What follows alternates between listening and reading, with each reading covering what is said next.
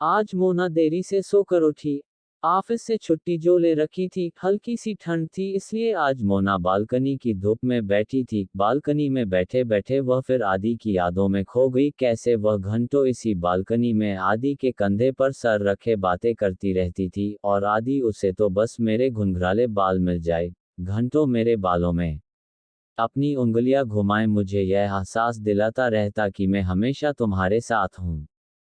लेकिन होनी को कौन टाल सकता है। आज से लगभग साल भर पहले एक कार हादसे के दौरान आदि मोना को हमेशा के लिए छोड़कर चला गया था। अभी मोना की उम्र ही क्या थी। शादी के बाद मोना और आदि 2 साल भर ही साथ रहे होंगे कि यह हादसा हो गया। घर वाले मोना पर रोज अपनी नई जिंदगी शुरू करने का दबाव बनाते, कहते अभी तुम्हारी उम्र ही क्या है, तुम अब भी एक नई जिंदगी की शुरुआत कर सकती हो। लेकिन मोना किसी की न सुनती। औरों के लिए तो आज वैलेंटाइन डे था, लेकिन मोना के लिए कुछ नहीं। वह हरदम आदि की यादों में ही खोई रहना चाहती थी। हालांकि पिछले कुछ महीनों से उसके साथ उसके ऑफिस में काम करने वाला राज उसमें दिलचस्पी ले रहा था, लेकिन मोना के कठोर रवैये के कारण आज तक मोना से कुछ कहने की हिम्मत नहीं जुटा पाया। लेकिन वह मोना की हर संभव मदद करता है, वह चाहे आइस का काम हो या फिर बाजार का कुछ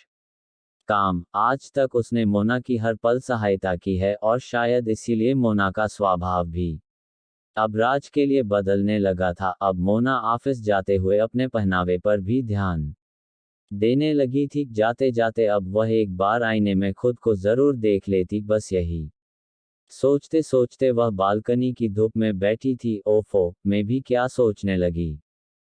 चलो, आज वैलेंटाइन डे है कहकर वह किचन में चली गई। आदि मन, तुम तन से मेरे साथ नहीं हो, पर मन से तुम आज भी मेरे साथ हो। तुम्हारी यादें आज भी मुझे जिंदा रखे हैं। देखो, आज मैंने तुम्हारी पसंद वाली पनीर की सब्जी और लच्छे पराठे बनाए हैं। आओ चलो हम भी वैलेंटाइन डे मानते हैं। तभी डोर बेल बजने से वह दरवाजा खोलती है। देखा तो सामने राज खड़ा था। राज को इस समय घर पर देखकर उसे थोड़ा आश्चर्य तो हुआ, लेकिन फिर मन ही मन सोचने लगी कि कहीं न कहीं आज मन में राज के आने की आस तो थी। अगले ही पल बिना कुछ कहे राज ने अचानक गुलाब का फूल देते हुए अपने प्यार का इजहार कर ही दिया। मोना ने मुड़कर आदि की तस्वीर की और देखा, मानो आदि की तस्वीर ही इस पवित्र प्रेम को अपनी स्वीकृति दे रही हो। और मोना ने मुस्कुराते हुए फूल ले